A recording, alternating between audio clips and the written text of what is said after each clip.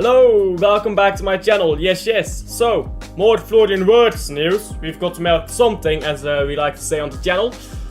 And this was supposed to be a top 5 race stream, but then the Florian WIRTZ news dropped, and it really does say a top 5 stream, because you need to think about this. After the draw against Southampton, we kind of made top 5 dubious, which we shouldn't have. I still think we'll get top 5, but we really desperately need it for Florian WIRTZ hit. Now, this guy is using build as a source. Let's just read this. Let's just read this. So, Man City are trying to hijack Biden's deal. In other words, we're trying to sign someone. For Florian WIRTZ. Yes, we knew that already. City has made an offer to buy Leverkusen. We know this. And we've had a verbal agreement over that offer. Nothing on paper, but there is a verbal agreement over how much Man City should pay for Florian WIRTZ. Should we get him? Manchester City to try to... let me reread that. Manchester City want to try now that WIRTZ withdraws his commitment to Bayern.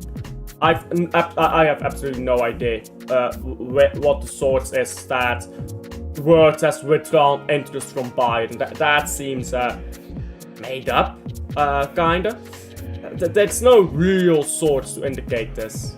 But that's the claim here.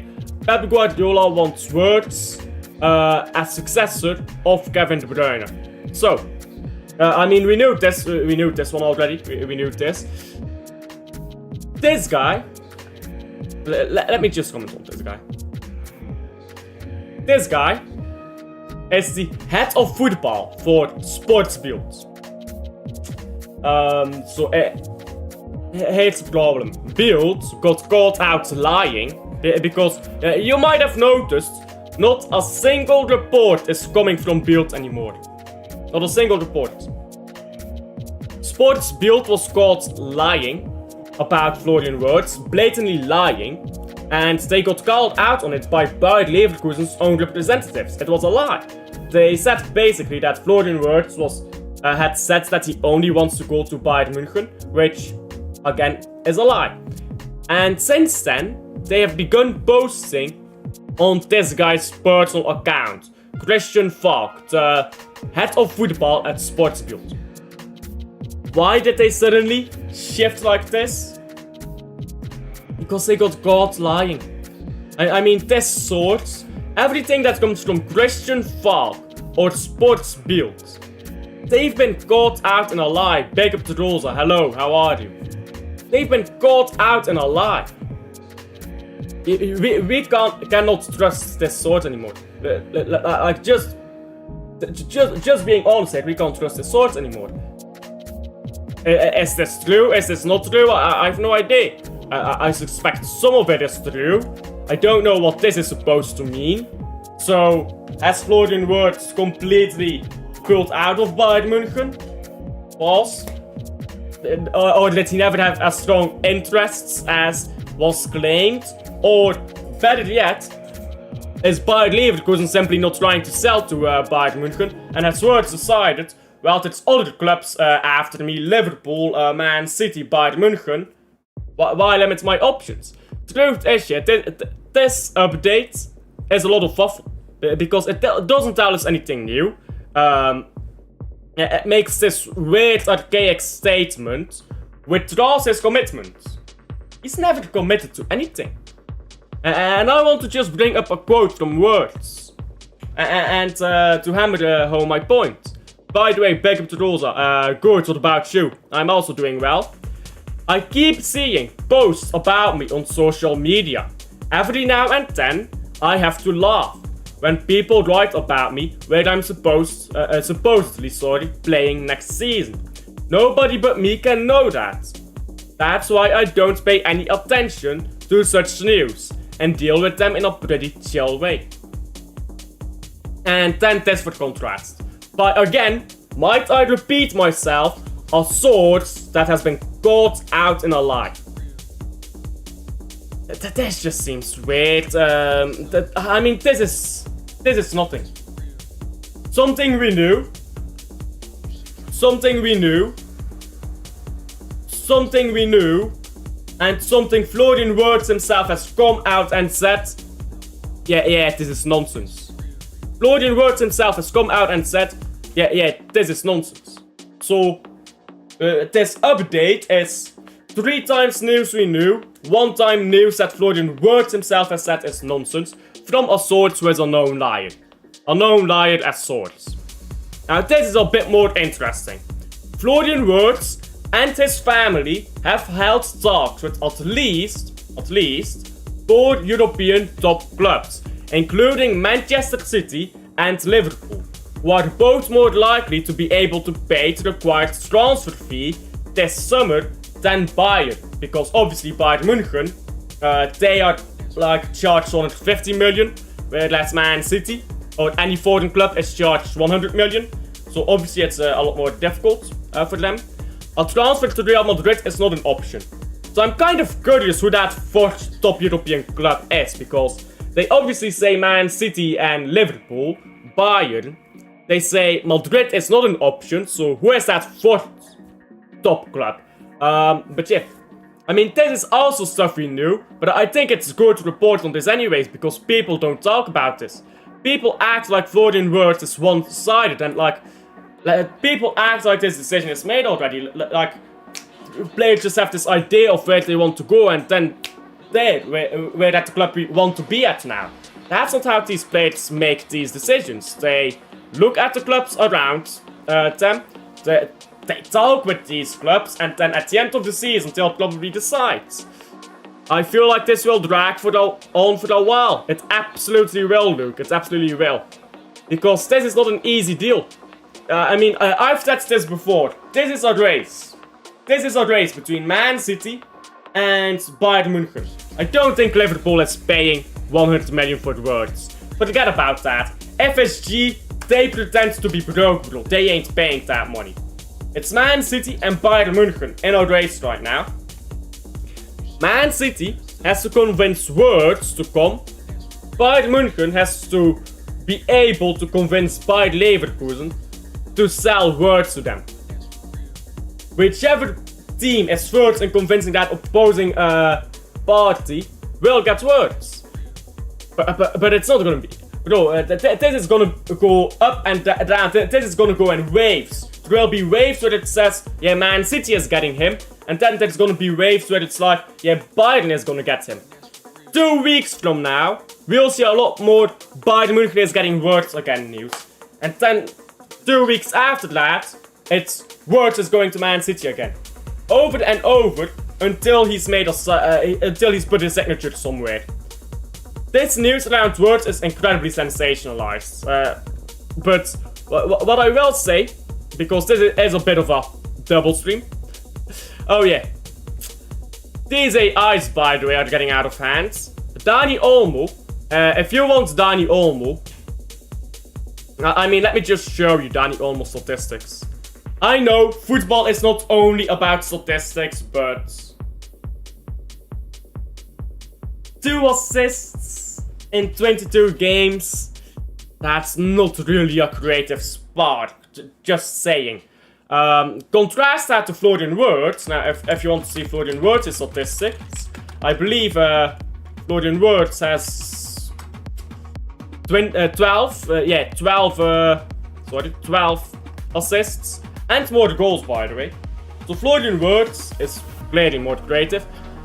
I don't know if this is true. I'm not sure about either of these sources, their honesty. I doubt that Dani Olmo is leaving Barcelona. I think this is an old rumor being recirculated now because I don't know, media attention or something. I don't think this is happening. I personally don't see this happening. So, guys, we're eating good. Tino Livramento. He's a top baller. He's a top baller. I tell people that he's a top baller and people don't rate him for some reason. Livramento to Man City It's one of the best signings we can make this summer. We desperately need a right back. Livramento coming in. We need fullbacks in general. We need a left back and a right back.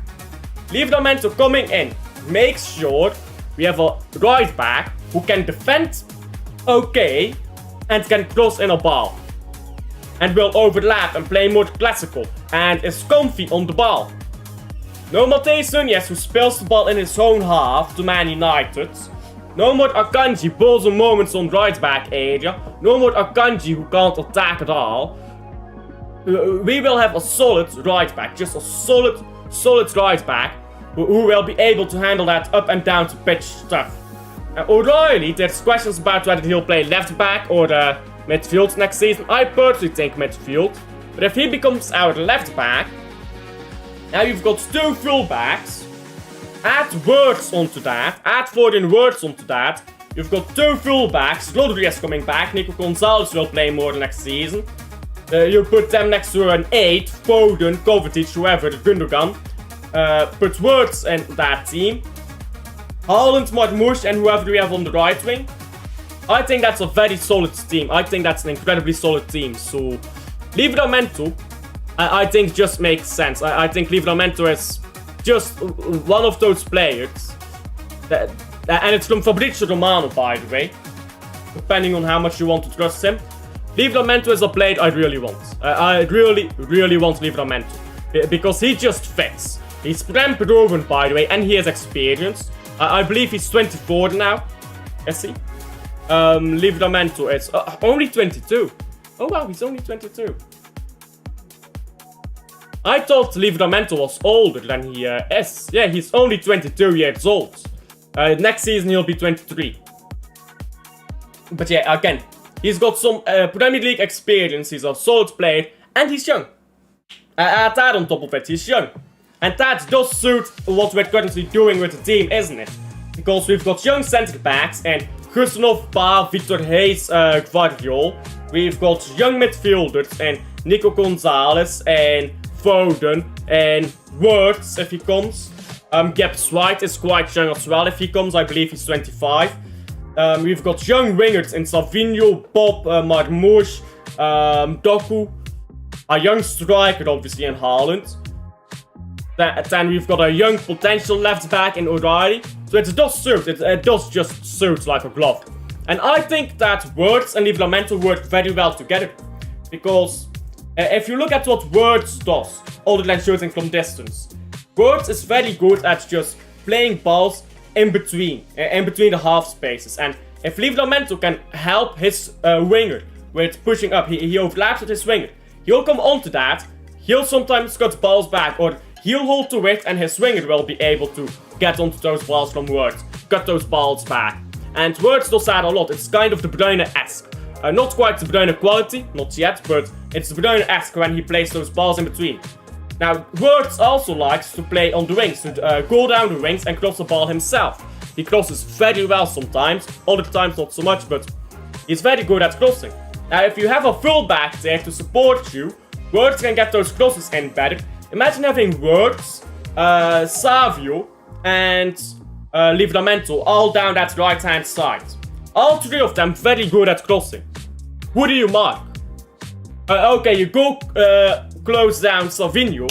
He cuts the ball back to WIRTZ, he crosses it in. Okay, you mark WIRTZ and Savinho. So now you bring it back to Livramento. He crosses the ball in. 3 really good crosses, all on that right-hand all on that right-hand side. I mean, this is just yes, sir. This is ahead of the Club World Cup, by the way. I didn't even read this fully. This is if we sign him before the Club World Cup even starts in that like July transfer window, that's quality. But yeah, Livramento, yes, sir.